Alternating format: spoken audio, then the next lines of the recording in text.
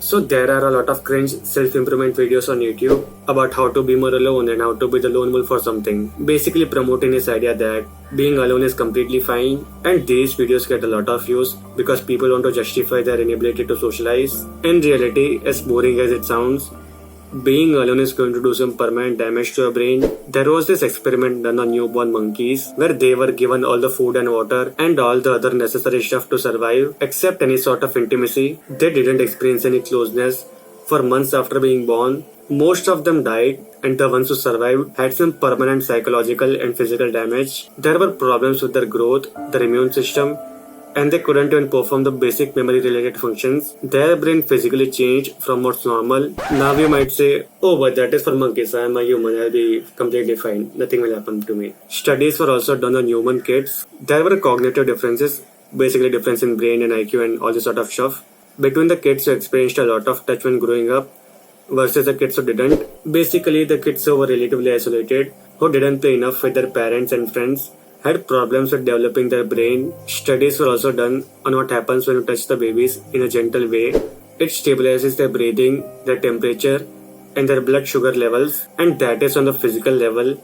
On the psychological level, it helps babies to differentiate between themselves and others. It sounds weird, but babies think that their parents are part of themselves. Touching helps them to differentiate with that. Now you might say, oh, but I'm not a baby, I'm an adult. I'll be completely fine. I know that I'm a different person than my parents or something.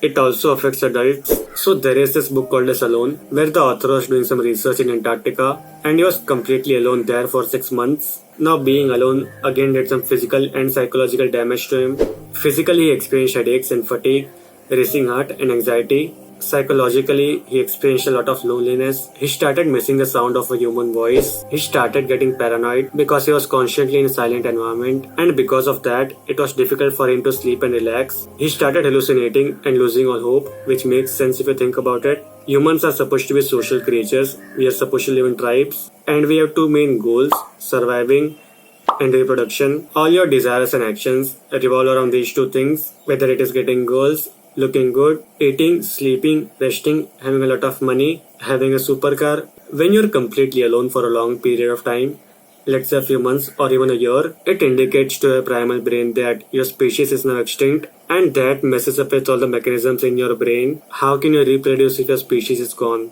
Now you might say, oh, but that is too extreme. I'm still seeing a lot of people and I'm touching myself. I can listen to my own voice, right? According to the book, The Laws of Human Nature, what gives us humans our sense of existence is eyeballs of other people. Other people looking at us makes us feel that we are living, like literally, not in some philosophical way. We think that we exist because other people acknowledge our existence. Hypothetically, if people start ignoring your existence, it will mess up with your brain in a very bad way. There is also this thing called as touch starvation. So our skin has a lot of touch receptors, and they are very special because they are activated if and only if a human touches you. So if you take some sort of object like this nail cutter and touch it on your skin, it won't work. Touch receptors won't be activated. The same thing with touching yourself. If you touch yourself like this, it won't work. Your touch receptors won't be activated because your brain knows the movement of your hand. You know that you're going to move your hand from top to down like in this direction. So it won't work, and that is also the reason that you cannot tickle yourself.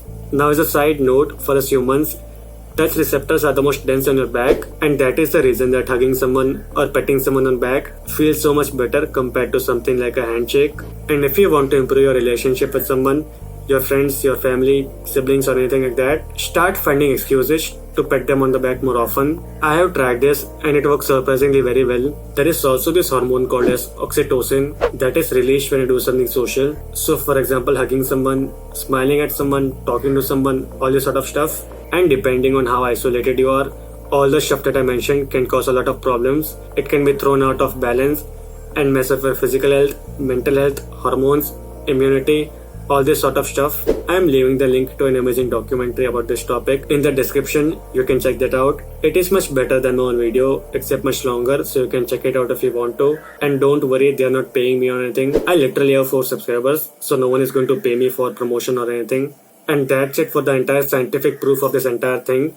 And now for my own philosophical view on this topic. There is this YouTuber called as Hamza, which if you probably know about me, then you know about him. And he was talking about this idea of focus on yourself king, I don't care about girls, and even monk mode where people isolate themselves completely. And he was saying how wrong that is because it is just an excuse for people to cover up for the lack of social skills. In the video, he asked this question: if you can have a perfect life, how many of you would want to be alone? And I couldn't even think of a single possibility where someone would isolate themselves in their perfect life. For my own dream life, I want to travel to a lot of Asian countries like China, Japan, and South Korea because I just love Asian culture. And a huge part of traveling is meeting new people. I would probably go to some Buddhist temple, learn martial arts, try new food, and date the girls there. And all of this includes people.